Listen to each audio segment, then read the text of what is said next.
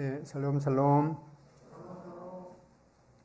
예, 오늘 말씀 제목이 역사의 주관자는 누구인가 라는 제목인데, 우리가 이 코로나라는 전혀 예상치 못한 그런 사건으로 인해서 지금 거의 2년까지 이렇게 지내고 있습니다. 그러면서 이 세상이 도대체 어떻게 되어가는 걸까라고 하는 그런 또 두려움과 또 의문을 가지게 될 것입니다. 오늘은 그런 면들을 좀 살펴보겠습니다. 먼저 다니엘서 1장을 읽겠습니다.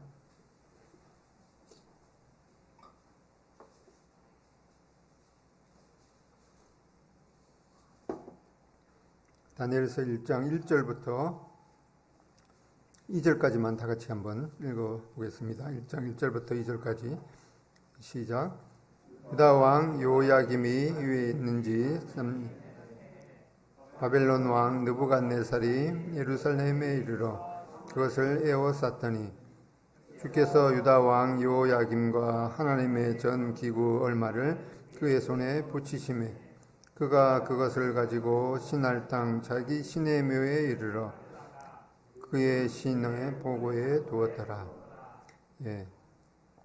오늘은 다니엘서 1장 내용을 통해서 이 세상 역사의 주관자는 누구인가 라고 하는 것을 살펴보겠습니다. 먼저 이 다니엘서의 전체 내용을 한번 살펴보면은 이 전체 내용이 이 하나님의 세상의 모든 그런 사항이 하나님의 주권에 속해 있다고 하는 그런 내용을 말씀하고 있습니다. 그리고 이제 12장까지 있죠. 그리고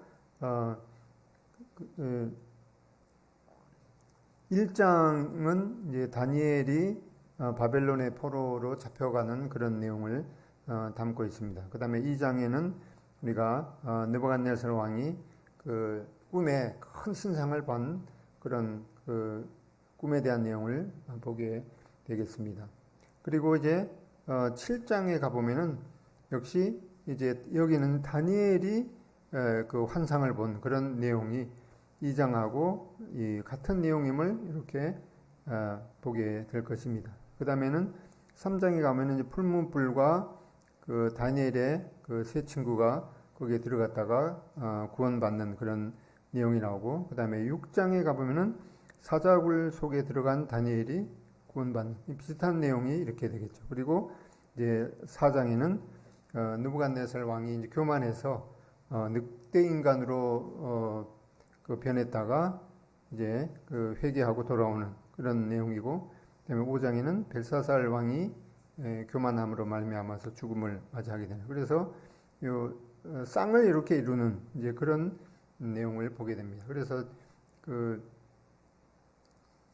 이 7장까지는 그 이방 나라에 대한 그런 그 예언에 대한 내용입니다. 그래서 그런 내용이기 때문에 그 당시에 세계 통용어였던 이제 아람어라고 하는 그런 언어로 기록이 되었습니다. 그 다음에는 이제 8장에는 8장부터 12장까지는 이제 이스라엘에 관한 그런 내용이기 때문에 그 히브리어로 이렇게 기록이 되어 있습니다.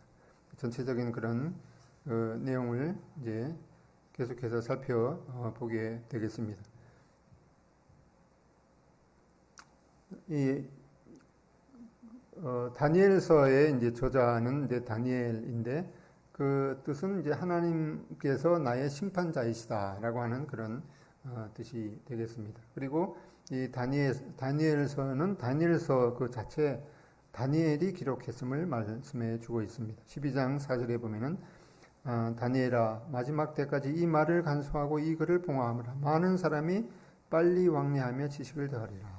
그리고 7장 2절에 보면은 다니엘이 진술을 하여 이르되, 그래서 이 다니엘서의 내용을 이제 다니엘이 기록했음을 말씀해 주고 있습니다. 이 다니엘은 그 시기를 말하면 이제 기원전 한 600년 정도 그 활동했던 그런 선지자입니다. 그리고 신약에서 예수님께서 바로 이 다니엘서를 다니엘이 말했다고 말씀하고 있습니다. 마태복음 24장 15절에 보면은 예수님께서 그러므로 선지자 다니엘이 말한 바 멸망에 가져간 것이 거룩한 것에 선 것을 보거든. 이렇게 예수님께서도 이 다니엘서를 다니엘이 기록했다고 증거하고 있습니다. 그리고 이 다니엘은 우리가 12장까지 다 읽어보게 되더라도 다니엘의 거의 80 넘도록 이렇게 살았는데도 이 가족에 대한 얘기가 전혀 나오는 내용이 없죠. 이것은 이제 이 다니엘이 이스라엘의 그 포로로서 이 바벨론 왕의 그 환관으로 있었기 때문에 우리나라로 하면 이제 내시 같은 그런 이제 역할이기 때문에 이제 그 포로로 잡혀오면서 이제 거세를 당했던 것으로 여겨집니다. 그리고 이 다니엘은 이제 왕족도 귀족 출신이고 또 아주 머리가 그 영민했고 용모가 준수했다라고 기록해 주고 있습니다. 그리고 이제 이 다니엘서 10장에 와 보면은 이 고레스라고 하는 페르시아의 그 왕이었던 이 고레스 때까지 활동했다라고 말하고 있습니다. 그래서 이 포로로 잡혀올 때가 약 15, 16세 정도 되었던 그 BC 609년에 이제 잡혀와서 536년까지 활동했으니까 이제 85세 정도까지. 그래서 거의 60여 년을 이제 활동하게 되었습니다. 그래서 그 다니엘은 이제 BC 605년에 바벨론의 포로로 잡혀왔고 이제 2장 1절에 보면 이제 약 한 3년 정도 이렇게 2, 3년 정도 있다가 이제 관직에 오르게 되었습니다. 그리고 이제 그 다니엘서에 나오는 이제 최후의 그 내용은 고레스 왕 3년이기 때문에 이제 BC 536년. 그래서 활동 기간이 약 65년 정도 활동했습니다. 이 기간에 제국도 변하고 왕들도 여러 왕들이 변했지만은 이 다니엘이 워낙 그 신실하고 또 정직하게 행했기 때문에 제국이 바뀌어도 또 왕이 바뀌어도 계속해서 그 높은 이 총리 관직에 있었던 것을 말씀해 주고 있습니다. 그리고 이제 바벨론의 그 70년의 포로로 잡혀간 그 시기는 이제 605년에 이제 그 처음으로 포로로 잡혀간 그 시기부터 시작해서 이제 그 다시 돌아와서 이제 성전 지대가 세워지는 이 기간을 이제 70년으로 계산하기도 하고 또 이제 느부갓네살이 완전히 유다를 정복하고 이 성전이 완공된 시기까지 70년을 의미하는 이러한 두 가지 견해가 있습니다. 이제 우리가 방금 읽었듯이 여기 보면은 바벨론 느부갓네살 왕이 예루살렘을 에워쌌는데 2절에 보면은 주께서 유다 왕 여호야김과 하나님의 전 그릇 얼마를 그의 손에 넘기셨다. 이 하나님께서 그 바벨론 느부갓네살 왕이 그 이스라엘을 이제 함락을 해서 그 성전에 있던 기구들을 바벨론으로 가져가게끔 허락을 했다는 거예요. 근데 이거는 왜 그렇게 하셨는가? 여기 신할 땅 자기 신들의 신전에 가져갔다라고 하는 이 신할이라는 것은 이제 이 바벨론 그의 이제 옛날 이름이기도 합니다. 그래서 이 느부갓네살 왕이 이제 아시리아라든가 또 이집트를 그 점령하고 그 예루살렘까지 이제 정복을 해서 그 예루살렘 성전에 있던 이 기구들을 가져가게 한 것은 이 느부갓네살 왕이 그 이제 힘이 있어서 그런 것이기도 하지만은 그 이전에 하나님께서 이 범죄한 이스라엘을 이제 다루시기 위해서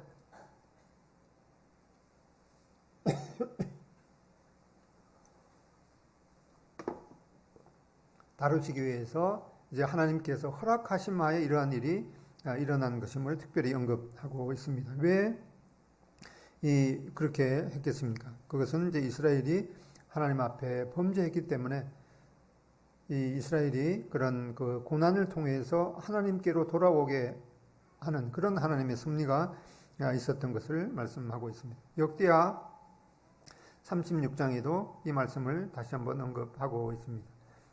역대하 36장 16절에 보면은 그의 백성이 하나님의 사신들을 비웃고 그의 말씀을 멸시하며 그의 선지자를 욕하며 하나님의 진노를 그의 백성에게 미치게 하여 회복할 수 없게 하심으로 하나님이 갈대아 왕의 손에 그들을 다 넘기셨다.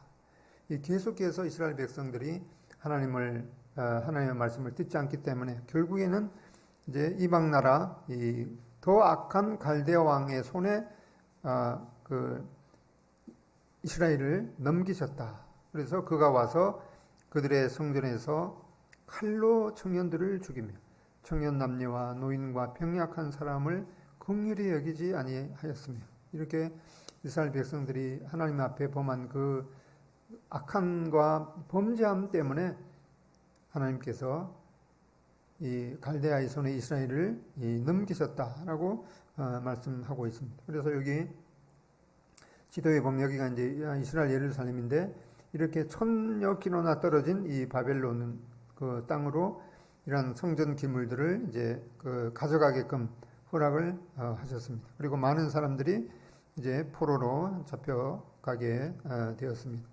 그래서 이 시날 땅은 우리가 창세기에 보면은 이 바벨론의 옛날 이름이죠. 그래서 바벨탑이 있었던 곳이고 그 바벨탑에서 이제 그 우상을 섬기던 그런 장소였습니다. 하나님을 대적한 그런 장소였는데 그 이스라엘 백성들이 그 우상을 섬겼기 때문에 그러면은 그 우상의 본거지 그 바벨론으로 끌려가서 이 우상 숭배가 얼마나 혐오스러운 것인지 뼈저리게 체험하고 하나님께로 이제 돌아오게 하게끔 하는 그런 하나님의 허락하심이 있었던 것을 말씀하고 있습니다. 그래서 이 바벨론은 자신들의 신이 여호와보다 더 위대하다는 것을 입증하기 위해서 그 보통 이제 이런 한 나라가 다른 나라를 이제 점령하게 되면은 그 나라에 속한 그 신들의 그 상징을 이제 가져가게 되죠. 뭐 예를 들어서 뭐 그 불교를 믿는 그런 나라를 이제 정복했으면은 그 불상을 이제 가져가는 거예요. 그런데 이 예루살렘은 하나님을 섬기는 그런 민족이었기 때문에 그 성전에 보니까 뭐 다른 것보다도 성전에 있던 그런 이제 기물들을 그릇이라든가 뭐 촛대 이런 것들을 이제 가져가게 되는 거죠. 그렇게 해서 이제 바벨론은 자기들이 섬기는 그 마르둑 신전에다가 그걸 이제 갖다 놓는 그런 것을 말씀하고 있습니다. 그렇게 이 바벨론은 자기들이 섬기는 이 마르둑 신전에 예루살렘 성전 기물을 갖다 놓고 우리의 신이 이겼다라고 하는 그런 그 표시를 하는 거죠. 이 모든 것이 여호와의 주권적인 허락하심 때문에 일어난 것임을 말씀하고 있습니다. 그리고 이제 하나님께서 이스라엘을 하여금 이러한 고난을 통과하게 한 그런 기간이 이제 지나면은 여호와께서 홀로 하나님이심을 드러내시고 결국에는 그분의 이 바벨론이 섬기던 그런 우상들을 파괴하고 오히려 이제 치욕거리로 삼게 될 것입니다. 그래서 이제 이사야 46장에 보면은 이 바벨론이 섬기던 그런 우상의 이름이기도 하죠. 벨은 엎드러졌고 느보는 구부러졌도다. 그들의 우상들은 짐승과 가축에게 실렸으니 너희가 떠매고 다니던 그것들이 피곤한 짐승의 무거운 짐이 되었도다. 그들은 구부러졌고 그들은 일제히 엎드러졌으므로 그 짐을 과여 내지 못하고 자기들도 잡혀갔느니라. 야곱의 집이여 이스라엘의 집에 남은 모든 자여 내게 들을지어다. 이제 하나님께서 이 이스라엘 백성들을 이제 그 고난을 통해서 정화시킨 후에 이스라엘을 압제한 그 나라도 이제 하나님께서 처리할 것임을 말씀하고 있습니다. 그래서 이제 이 이스라엘 민족이 BC 931년에 북이스라엘과 남쪽 유다로 이렇게 분리가 되었는데 이 BC 722년에는 이 북쪽 이스라엘이 이 아수르의 멸망을 하게 됩니다. 그 내용이 이사야 10장 5절에 보면 아수르 사람은 내 진노의 막대기요 그 손의 몽둥이는 내 분노라. 이 북쪽 이스라엘은 더욱더 악했기 때문에 하나님께서 이 아수르에 의해서 이제 멸망을 당하도록 허락을 하셨습니다. 반면에 이제 남쪽 유다는 이 북쪽 이스라엘이 그 악하게 하나님 앞에 악하게 행했을 때 이 멸망당하는 것을 보고서도 돌이키지 않았기 때문에 좀 더 하나님께서 기다리시다가 이 남쪽 유다는 이제 그 바벨론에 멸망하도록 말씀하고 7절에 이사야 39장 7절에 보면은 또 너에게서 태어날 자손 중에서 몇이 사로잡혀 바벨론 왕궁의 환관이 되리라 하셨나이다. 이러한 예언과 아울러서 경고를 해주셨음에도 불구하고 이 유다가 하나님 앞에 돌이키지 않았기 때문에 이 예언의 말씀대로 이제 이 다니엘과 같은 그런 이 영민한 그런 이제 청년들이 바벨론 왕궁의 이제 환관으로 잡혀가게 되는 그런 내용을 미리 이렇게 예언으로 말씀해주고 있습니다. 그러니까 왜 이러한 일이 일어났는가? 그거는 이제 신명기라든가 그 앞에서 미리 이제 경고를 하셨습니다. 특별히 신명기 28장에 보면은 하나님 앞에 순종할 때 이러이러한 복을 주시겠다라고 말씀했습니다. 28장 신명기 28장 1절에 보면은 너가 너희 하나님 여호와의 말씀을 삼가 듣고 내가 오늘 너에게 명령하는 그의 모든 명령을 지켜 행하면 너희 하나님 여호와께서 너를 세계 모든 민족 위에 뛰어나게 하실 것이라. 너가 너희 하나님 여호와의 말씀을 청종하면 이 모든 복이 너에게 임하여 너에게 이르리니 성읍에서도 복을 받고 들에서도 복을 받을 것이며 너의 몸의 자녀와 너의 토지의 소산과 너의 짐승의 새끼와 소와 양의 새끼가 복을 받을 것이라. 이렇게 하나님 앞에 순종을 하면 이러한 복을 주시겠다. 이렇게 약속을 해주셨고 반면에 이제 불순종하게 되면은 이제 저주를 받게 된다라는 그런 경고를 해 주셨습니다. 15절부터 19절에 보면은 너가 만일 너희 하나님 여호와의 말씀을 순종하지 아니하여 내가 오늘 너에게 명령하는 그의 모든 명령과 규례를 지켜 행하지 아니하면 이 모든 저주가 너에게 임하며 너에게 이를 것이라. 너가 성읍에서도 저주를 받으며 들에서도 저주를 받을 것이요 또 너의 광주리와 떡반죽 그릇이 저주를 받을 것이요 너의 몸의 소생과 너의 토지의 소산과 너의 소와 양의 새끼가 저주를 받을 것이며 내가 들어와도 저주를 받고 나가도 저주를 받으리라. 이렇게 신명기 28장에서 특별히 하나님께서 이스라엘 백성들로 하여금 그들이 하나님 앞에 순종을 하면은 이러한 축복을 받게 되고 불순종하면은 이러한 저주를 받게 된다라는 것을 분명하게 경고를 해 주셨음에도 불구하고 이 이스라엘 백성들은 하나님 앞에 지속적으로 불순종했기 때문에 이 이스라엘 백성들이 그 유다 백성들이 바벨론의 환관이 되리라라고 하는 그런 경고의 말씀대로 그 바벨론의 그 포로로 잡혀가게 되는 그런 결과를 낳았습니다.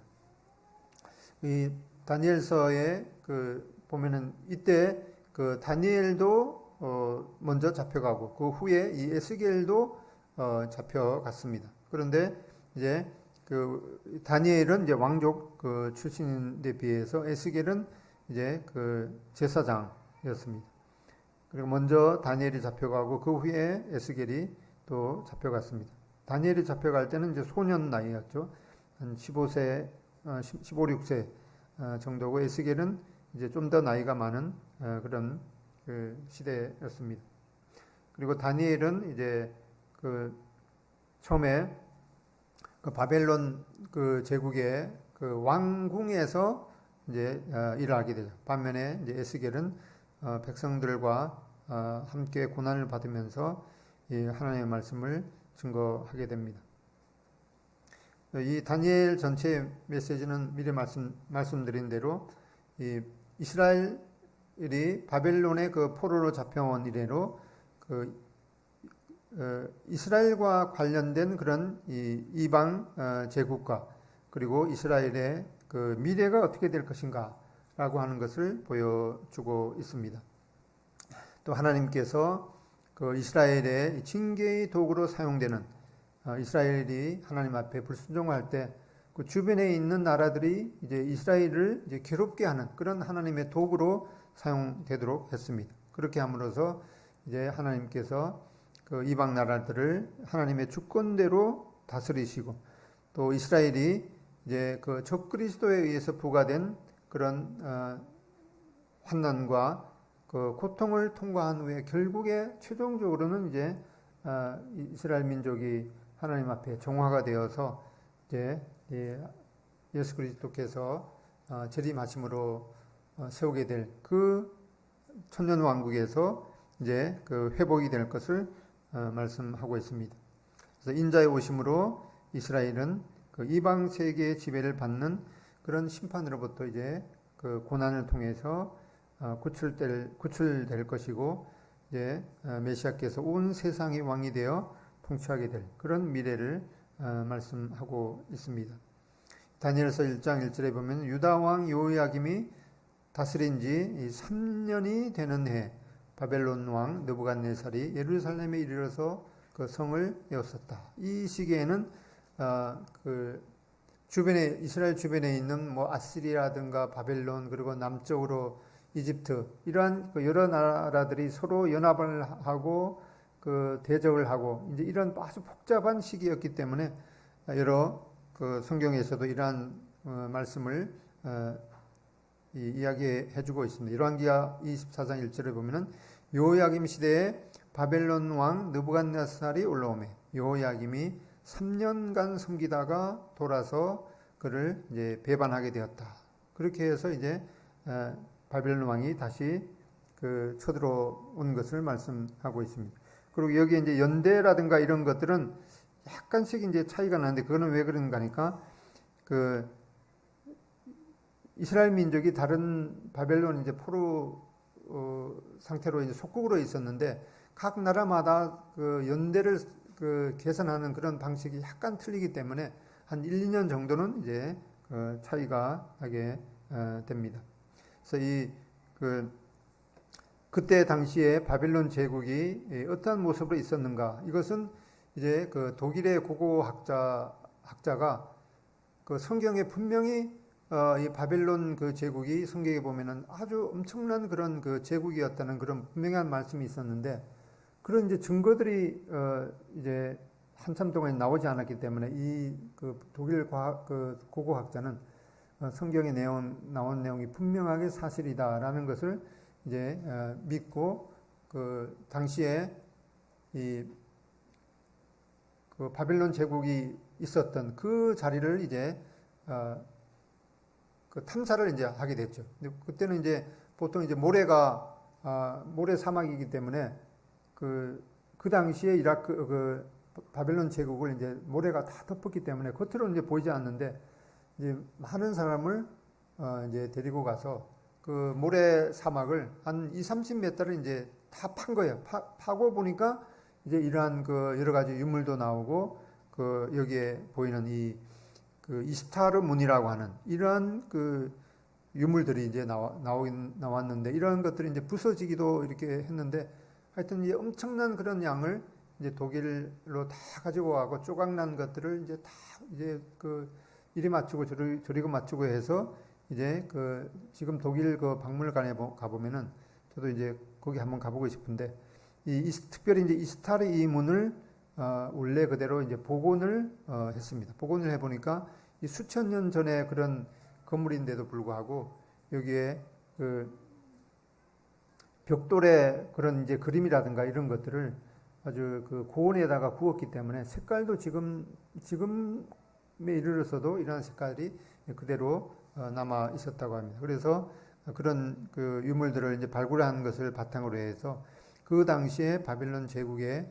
도시가 이제 이러한 모습이었을 것이다라고 이제 그 그린 그림입니다. 그림에 보면은 여기에 그 성벽이 2, 3중으로 이렇게 그 되어 있어요. 그리고 여기가 이제 성벽 위에 언덕인데 언덕 위에 이 마차들이 그 왔다 갔다 하는 이제 그런 엄청난 그 당시에 이 도시를 건설했습니다. 그리고 이제 여기 보면은 그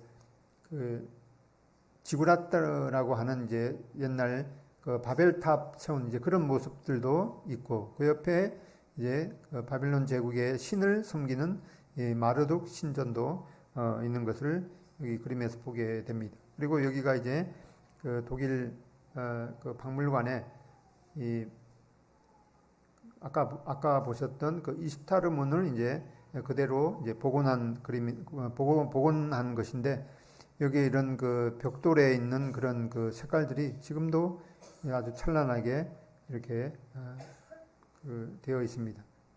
그리고 이제 바로 이 다니엘과 세 친구는 특별히 포로로 잡혀가면서 바로 이스타르 문을 통과해서 들어갔을 것으로 여겨집니다. 그 당시에 이제 벽화라든가 이런 뭐 사자 그림도 있는 것을 보게 됩니다.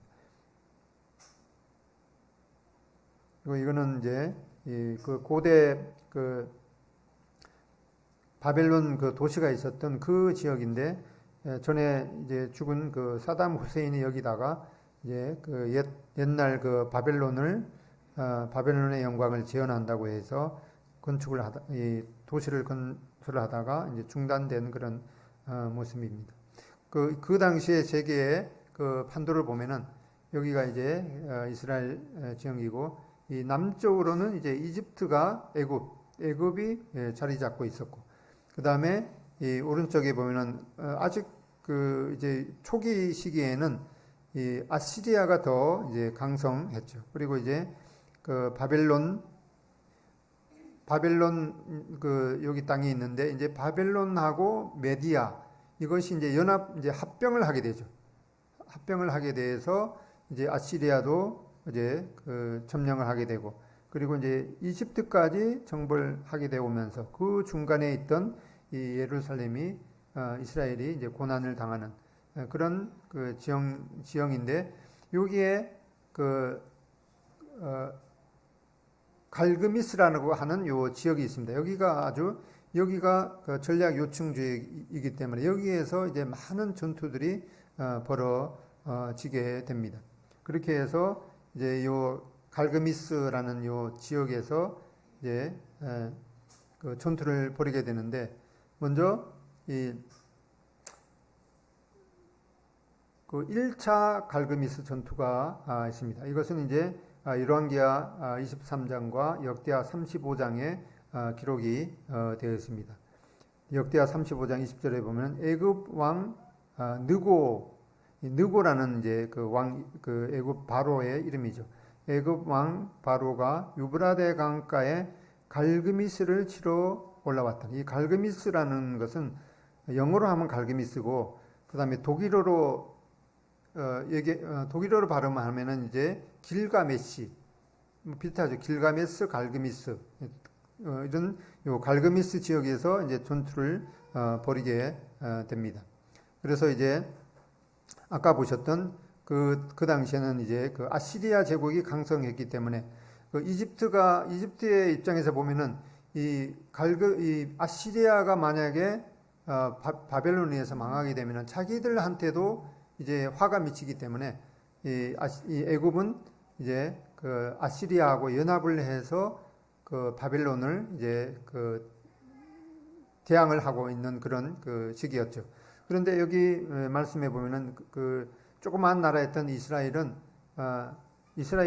이제 그 바벨론의 그 입장에 서는 것을 하나님의 그 뜻이었는데도 불구하고, 여기 그 당시에 이제 요시야라는 그 유다 왕은 분명하게 그 애굽 왕 느고가 이 이스라엘 땅을 지나가면서 우리가 이 아시리아를 이제 치러 가야 되기 때문에 너희들한테는 뭐 별로 그렇게 그 어떤 해를 가하지 않을 테니까 길만 좀 내달라, 이제 이런 입장이었죠. 그래서 보면은 이제 여기 21절에 느고가 요시야에게 사신을 보내어 이르되 유다 왕이여 내가 그대와 무슨 관계가 있느냐, 내가 오늘 그대를 치려는 것이 아니요 나와 더불어 싸우는 족속을 치라는 것. 이것이 바로 이제 아시리아죠. 아수르를 족속을 치려는 것이라.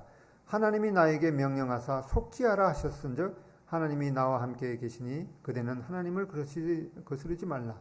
그대를 멸하실까 하노라. 하나 요시아가 몸을 돌이켜 떠나기를 싫어하고 오히려 변장하고 그와 싸우고자 하여 하나님의 입에서 나온 누구의 말을 듣지 아니하므로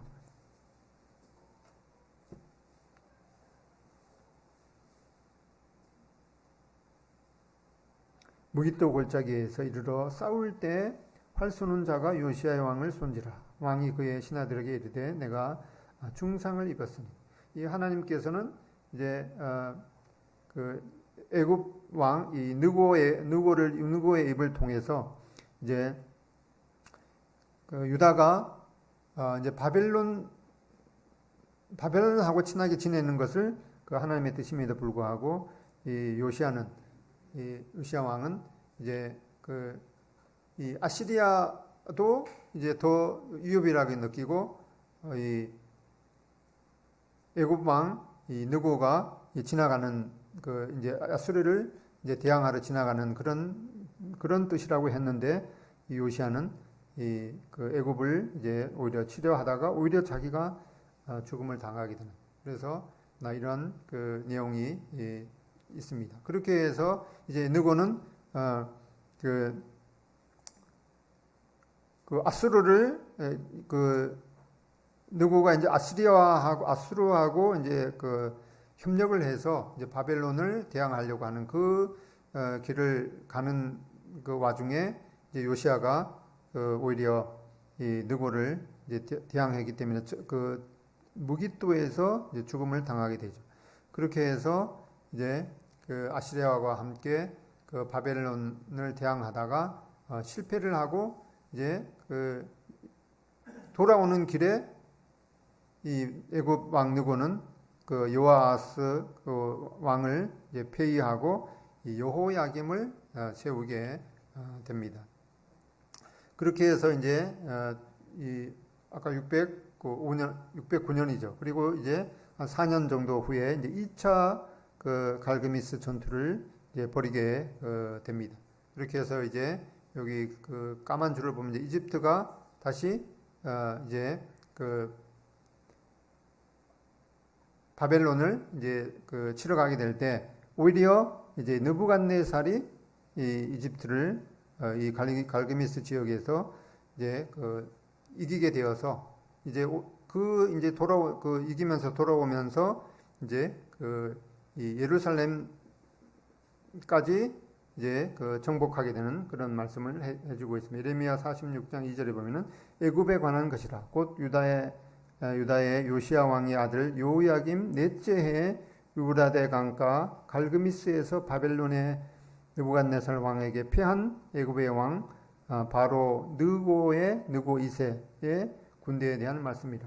그래서 이 이집트 왕인 이 바로 이 느고가 세운 이 봉신 왕이었던 요야김이 처음에는 이 바벨론 왕의 조공을 바치면서 잘 섬기다가 이제 배반하기 때문에 바벨론 왕 느부갓네살이 그 아수르를 이제 아시리아를 격퇴하면서 이제 남하하면서 이제 예루살렘을 다시 이제 포위하게 되는데 이때 이 느부갓네살 왕의 아버지인 이 나보프라살이 죽음을 당했기 때문에 급히 바벨론으로 돌아가면서 이때 바로 다니엘을 잡아가게 됩니다.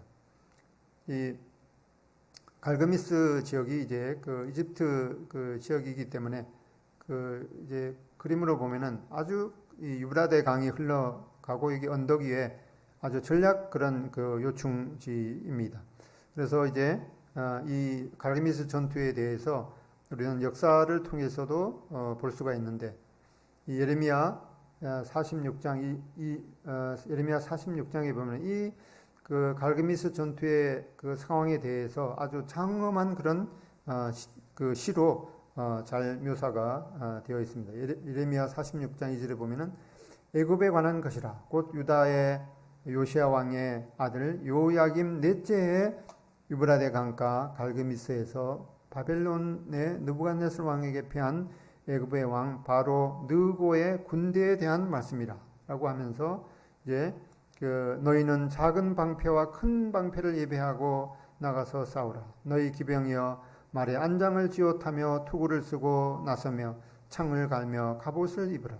여호와의 말씀이니라. 내가 본즉 그들이 놀라 물러가며 그들의 용사는 피하여 황급히 도망하며 뒤를 돌아보지 아니하면 어찌미냐. 두려움이 그들의 사방에 있음이로다. 발이 빠른 자도 도망하지 못하며 용사도 피하지 못하고 그들이 다 북쪽에서 유브라데 강가에 넘어지며 엎드러지는도다. 강의 물이 출렁임 같고 나일강이 불어남 같은 자가 누구냐.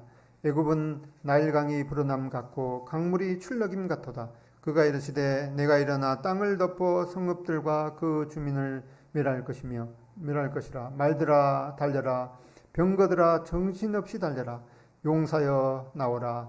방패 잡은 구스 사람과 붓 사람과 활을 당기는 루딤 사람이여 나올지니라 하거니와 그 날은 만군의 주 여호와께서 그의 대적에게 원수 갚는 보복이리라. 칼이 배부르게 삼키며 그들의 피를 넘치도록 마시리니 주 만군의 여호와께서 북쪽 유브라데 강가에서 희생 제물을 받으실 것이미로다. 처녀 딸 애굽이여 길앗으로 올라가서 유향을 취하라. 너가 치료를 많이 받아도 효력이 없이 낫지 못하리라. 내 치수가 나라들에 들렸고 내 수치가 나라들에 들렸고 내 부르짖음은 땅에 가득하였느니 용사가 용사에게 걸려 넘어져 둘이 함께 엎드러졌습니다. 이걸 읽으면 마치 그 갈그미스 그 전투의 아주 참혹한 이러한 상황을 말씀해주고 있습니다. 이러한 것을 이제 우리는 이 다니엘서 특별히 성경이 하나님의 그 진리의 말씀이고 역사를 통해서 분명하게 일어났던 그런 이 사실인 것을 우리는 확인해야 할 것입니다. 이렇게 해서 이제 그 다니엘이 이 포로로 잡혀갔습니다. 이 유다 민족들은 이제 세 차례나 바벨론의 포로로 잡혀갔는데 그것은 이제 이스라엘이 하나님께서 원래는 이방의 빛으로 선택을 했지만은 그런 빛의 역할을 저버렸기 때문에 이제 세 차례에 걸쳐서 그 바벨론의 포로로 잡혀가게 되었습니다. 1차로는 이제 그 다니엘 등이 잡혀갔습니다. 2차로는 이제 그 후에 이제 에스겔이 바벨론으로 잡혀가고 또 3차로는 이제 그 유다 왕 그 시디기야 때에도 이렇게 바벨론의 포로로 이제 잡혀가게 되었습니다. 이렇게 느부갓네살 왕은 주변에 있는 많은 나라를 이제 정복하면서 그 정복한 나라를 이제 효과적으로 잘 다스려야 했기 때문에 그 나라에서 이제 선택한 그런 사람들을 이제 그 잘 가르쳐서 이 바벨론 의식화를 시키는 거죠. 예를 들어서 이제 그 생각하기도 싫지만은 참 그 일본이 우리나라를 점령해서 그 일본 사람들이 직접 우리나라를 이제 그 다스리는 것이 아니라 이제 앞잡이를 세워서 이제 그 다스리는 그런 것들이 이제 효과적이기 때문에 이 바벨론도 그렇게 그런 이제 정책을 썼습니다. 이러한 이제 사람들을 그 선발을 했죠. 신체적으로는 아주 흠이 없고 용모가 이제 아름답고 또 지적으로도 이제 모든 지혜를 통찰하고 또 지식에 통달하며 이제 학문에 익숙한 그런 사람. 또 사회적 기준으로도 그 왕족과 이 귀족 사람. 이렇게 해서 이제 다니엘과 세 친구는 당시에 한 15세 정도 이제 청년이었죠. 그들은 고국을 떠나서 바벨론에서 이 우상 숭배와 또 이교도 그런 악한 문명의 한가운데 살면서 그들이 일찍이 교육을 받았던 그런 그 하나님의 말씀인 그 성경에 그 충실한 그런 삶을 이제 어떻게 살아내야 할 것인가 이렇게 힘겨운 도전에 직면하게 됩니다. 한 15세 정도 되면 이제 고등학생 정도죠. 고등학생 정도의 그 꿈 많던 그런 청년들이 이제 이방 나라의 그 포로로 잡혀가서 그 나라의 그 교육과 또 관습을 배우면서 또 그들이 섬기는 이제 그 우상 이방 문화의 속에서 어떻게 하면은 하나님의 자녀로 살아갈 수 있을지 이것은 얼마나 큰 도전이었는가 우리는 생각해 보게 됩니다. 그들이 이제 세뇌 교육을 받게 됩니다. 먼저 이제 언어를 배워야 되겠죠. 그들에게 갈대아라는 것이 바벨론을 지칭하기도, 갈대아 사람의 학문과 언어를 가르치게 하였고, 이 일제가 우리나라를 식민지 삼았을 때 제일 먼저 한 것 중에 하나가 바로 일본말을 이제 배우게 한 거죠. 그때 그 갈대아 언어가 상당히 어려웠다 그래요. 그런 이제 아카드어라든가 이게 보통 이제 쐐기처럼 이렇게 삐쭉삐쭉한 그것이 이제 글자이죠. 이제 서령 문자 또는 이제 쇠기 문자의 조합으로 구성된 그런 이 갈대아 언어를 익히게 하고 이제 그 바벨론 그 문학을 익히게 하고 또 천문학과 점성술, 건축술, 또 수학, 또 이방 종교도 배우게 되었습니다. 그런 이제 그 자료들을 하나님의 말씀에 이렇게 기록이 되어 있는데 그런 유물들을 보면은 이제 여기에 그 아카드어로 되어 있는 수필문이 있고 여기는 이제 그 천체를 관측한 그런 이제 별 관측 자료입니다. 그리고 여기 보면 삼각형도 이렇게 있어서 그 기하학도 배우고 또 특별히 이제 바벨론 그 수학은 우리는 지금 십진법을 사용하고 있는데 바벨론은 이제 육십진법을 사용했다고 그럽니다. 그래서 이러한 기하학과 기하학에 관한 것. 그다음에 이거는 이제 세계 지도인데 이 바벨론은 주변에 있는 그 이제 나라들을 다 이제 정복하려고 이런 그 지도도 그랬던 것을 이 자료를 통해서 보게 됩니다. 이러한 것들을 배우면서 이제 특별히 이제 다니엘과 세 친구들은 이 하나님의 말씀을 이제 그 중심으로 해야 되는 그런 이제 삶을 살아야 되는데 이러한 여러 가지 그 이제 세뇌 교육을 받으면서도 하나님께서 이 다니엘과 세 친구를 보호해 주신 것은 이 다니엘이 하나님 앞에 나는 이렇게 그 이방의 포로로 잡혀와서 이방의 그런 학문들을 배우고 있지만은 나는 결코 하나님을 떠나지 않겠다라고 하는 그런 이제 확고한 결심이 있었기 때문에 이렇게 보호해 주신 것을 우리는 확인하고 특별히 우리 학생들이라든가 또 청년들이 이제 뭐 고등학교 때까지는 이제 부모의 그런 이제 보호 아래서 안전하게 이렇게 생활할 수 있지만은 이제 대학교 가게 되면은 이제 어떤 이제 갑자기 그런 이 많은 또 자유와 또 학교에서 배우는 그런 이제 학문들이 어떤 면에서 하나님과 상관없는 그런 학문들이 많기 때문에 오히려는 또 하나님을 대적하는 그런 그 학문들도 있죠. 뭐 생물 같은 데서는 이 모든 그 생물들뿐만 아니라 온 우주 전체가 이제 저절로 그렇게 되었다는 자연과 더불어서 이 진화론에 대한 그런 사상 그리고 모든 그런 진화론에 대한 사상이 그 학문에 있기 때문에 모든 학문을 통해서 하나님이 없다라고 하는 그런 것을 증거하는 그런 세계에서 우리는 이 하나님의 말씀이 정말 확고한 진리라는 것을 이 다니엘처럼 믿고 또 확신해야겠습니다. 여기 그 당시에 이제 주변에 있는 아시리아, 바벨론, 이집트 이제 여러 왕들이 등장하게 되는데 특별히 바벨론 왕의 계보를 보면은 이제 여기 느부갓네살이 왕이 있었는데 그 아버지가 이제 나보 플라살입니다. 그리고 이제 느부갓네살 왕 그 후에 에윌 무로닥이라고 하는 왕이 있는데 이거는 이제 열왕기하 25장에 이 에윌 무로닥이라는 이름이 나옵니다. 그리고 그 다음에는 이제 네르갈 사라셀 이것도 예레미야 39장에 이 이름이 등장합니다. 4년 동안 통치했고 그 다음에는 이제 라바시 마루둑이 2달 통치하게 되는데 이 네르갈 사라셀이라는 이 왕은 이 느부갓네살 왕의 이제 사위가 되게 됩니다.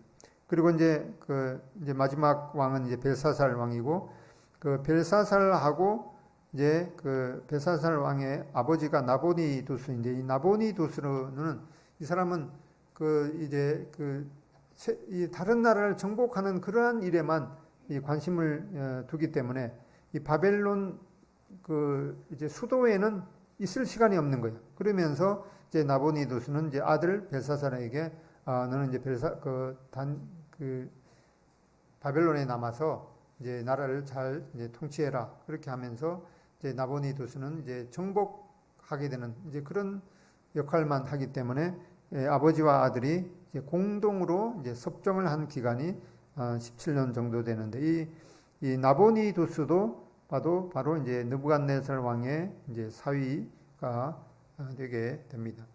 이런 역사 자료들을 보게 되는데 그런 이제 유물을 찾아서 이제 유물을 이제 발굴해서 이제 해석을 해보니까 여기에 이제 느부갓네살 왕의 이름이라든가 그런 뭐 사람들의 이름이 이제 등장하는 것을 확인하게 됩니다. 특별히 느부갓네살 왕은 이 건축에 있어서는 완전히 지금으로 말하면은 아주 건축에 있어서 건축 기술이 아주 탁월했기 때문에 그 당시에 이 이스탄불문이 있는 그런 도시를 건설하게 되었습니다. 이 느부갓네살 왕은 고대 세계에서 아주 위대한 왕 중에 하나였는데 그는 장군이자 또 정복자이고 위대한 건축가였습니다. 역사상 이러한 또 유능한 행정가이기도 했는데 이 벽돌에 이러한 느부갓네살 왕의 이름과 칭호가 새겨져 있어서 또 이러한 역사가 분명한 역사적 사실인 것을 확인하게 됩니다. 또 여기에 보면은 예레미야 52장에 보면은 유다 왕 여호야긴이 그가 날마다 쓸 것을 바벨론의 왕에게서 받은 정량이 있었고 죽는 날까지 곧 종신토록 받았더라. 유다 왕의 여호야긴이 이제 바벨론에 그 당시에 속국이 되어 있으니까 이제 바벨론에서 유다에다가 이제 배급을 준 그런 이제 기록들이 이 돌판에 남아 있기 때문에 예레미야 52장에 있는 이러한 내용도 역사적 사실임을 또한 확인하게 됩니다. 또 아까 보았던 이제 여기 삐쭉삐쭉한 것이 이제 쐐기 문자, 서령 문자 있죠. 그리고 끼어지긴 했지만은 여기에 별이 어떻게 움직이는가라는 것들을 이제 관찰해서 기록해 놓았던 것을 이 자료를 통해서 확인하게 되는데 이렇게 바로 바벨론은 이 천문학에 대해서 아주 조예가 있었기 때문에 이런 것들을 확인하게 됩니다.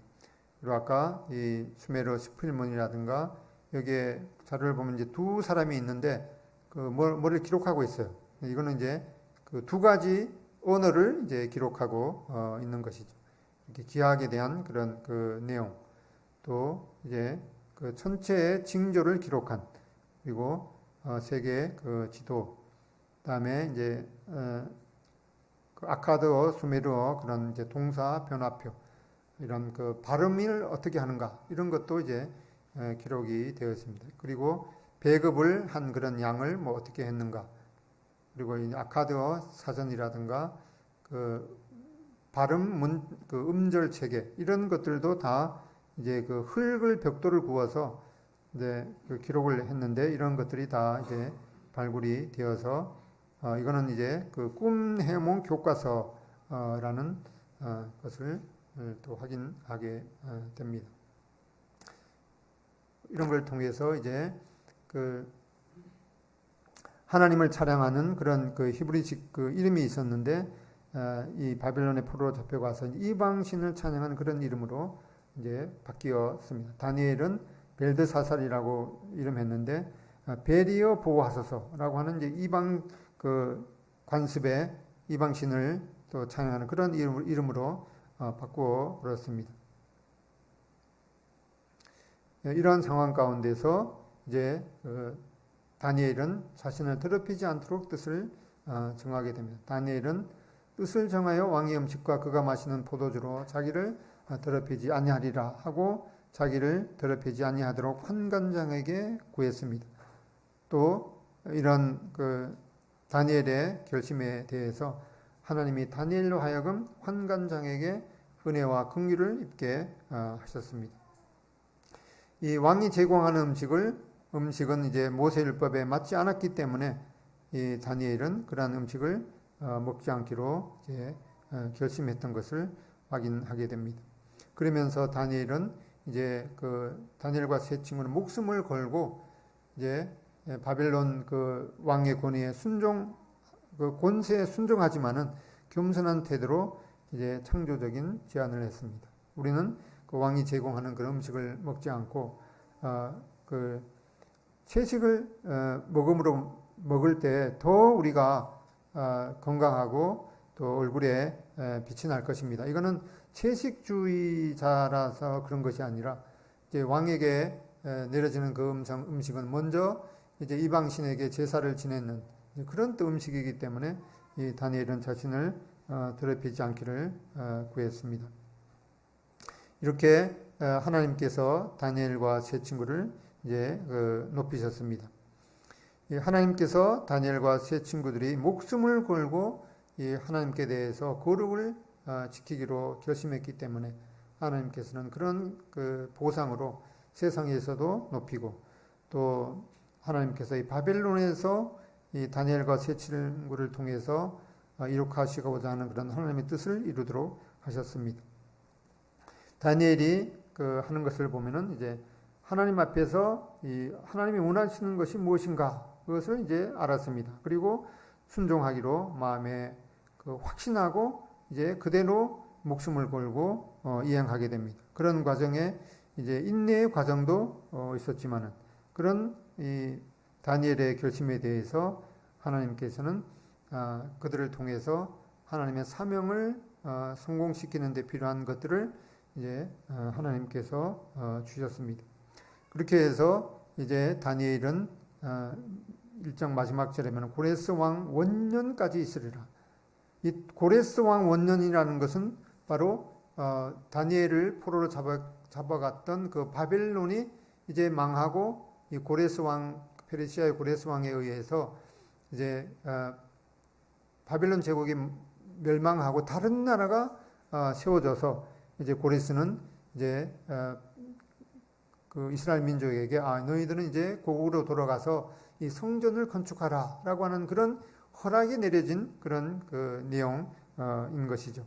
그 내용이 이제 에스라서 1장 1절에 보면은 바사왕 고레스 원년에 여호와께서 예레미야 입을 통하여 하신 말씀을 이루게 하시라고 바사왕 고레스의 마음을 감동시키시매 그가 온 나라에 공포도 하고 조소도 내려 이르되 바사왕 고레스는 말하노니 하늘의 하나님 여호와께서 세상 모든 나라를 내게 주셨고 나에게 명령하사 유다 예루살렘의 성전을 건축하라 하셨으니 이제 바로 페르시아 왕 고레스는 바벨론을 이제 점령하고서 유다 민족에게 이제는 너희들은 고국으로 돌아가서 성전을 건축하라라고 말했기 때문에 이제 다니엘서 1장 1절에 보면은 이 바벨론이 유다를 점령해서 예루살렘의 성전 기물을 이제 바벨론으로 옮겼는데 이제 1장 마지막 절에 가서 벌써 이제 바벨론에 옮겨왔던 그런 성전 기물들을 가지고 돌아가서 이제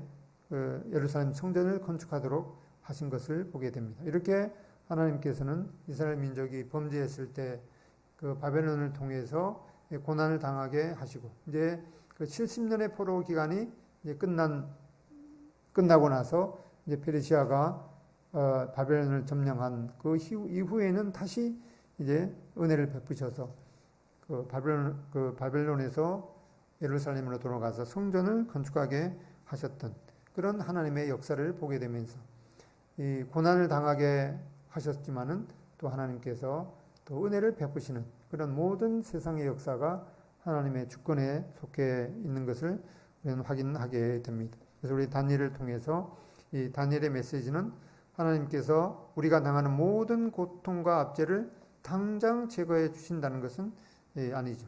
이 하나님 앞에 범죄했을 때 고난을 통과해야만 하는 것임을 확인하게 됩니다. 오히려 하나님의 백성은 그런 고통스러운 상황 가운데서도 하나님과 또 사람에 대한 신실함을 지켜 나갈 수 있다는 것과 또 그런 사람에게 하나님의 약속이 있다는 것입니다. 또 하나님께서 이제 사랑하는 자를 거룩하도록 징계하시고 또 회개한 자에게 은혜를 베푸시는 하나님인 것을 확인하게 됩니다. 이렇게 해서 세상의 모든 역사는 하나님의 절대 주권 하에 속하고 또 하나님의 선하신 뜻대로 이 세상 역사가 돌아가고, 그렇기 때문에 우리는 성경의 계시 말씀을 절대적으로 신뢰하면서, 우리가 이런 그 코로나 상황을 겪고 있지만은 그러한 모든 것들이 이미 성경에 예언이 된 그런 것을 우리가 확인하게 됩니다. 그렇다고 해서 하나님이 이 코로나를 보내셨다, 이제 그런 입장이 아니라 그 코로나가 왜 이렇게 했는지는 여전히 미궁 가운데 있죠.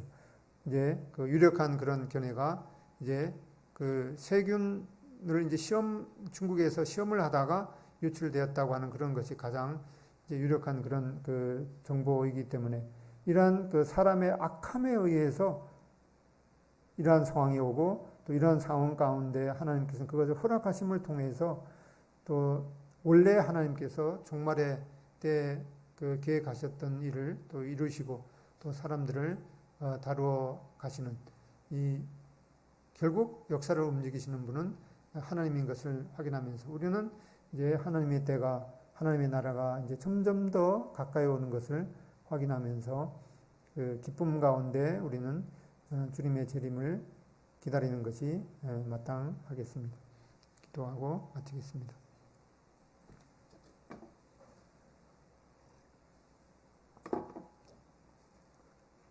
아버지 하나님, 저희들이 주변에 일어나는 일들을 보게 될 때 저희들이 다 또 이해할 수도 없는 것들도 또 많고, 또 그런 것들을 통해서 우리들까지 참 고통하고 있는 것을 하나님이 아십니다. 그러나 주님께서 먼저 말씀하시기를 참 마지막 때가 되면은 모든 참 만물이 주님의 그 재림을 기다리며 고통 가운데 있게 된다는 것을 말씀하신 것을 저희들이 기억하게 됩니다.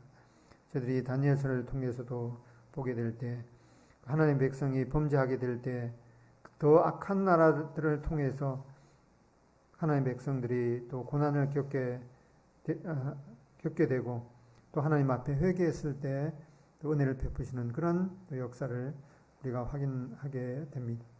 모든 것이 하나님께 속해 있고 우리가 참 알 수 없지만은 이 모든 역사를 움직이시는 분이 하나님이신 것을 확인하고, 또 이제 하나님의 약속대로 하나님의 나라가 점점 임하는 그런 것을 저희들이 기쁨 가운데 고대하며 이 하나님의 나라가 확장되는 그런 일에 저희들이 하나님의 도구로 사용되어지기를 원합니다.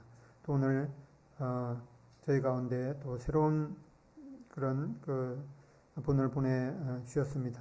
이명수 님이 또 하나님을 확실하게 또 믿고 하나님의 나라에 들어갈 수 있도록 또 은혜를 베풀어 주시기를 원합니다. 예수님의 존귀하신 이름으로 기도드립니다. 아멘. 감사합니다.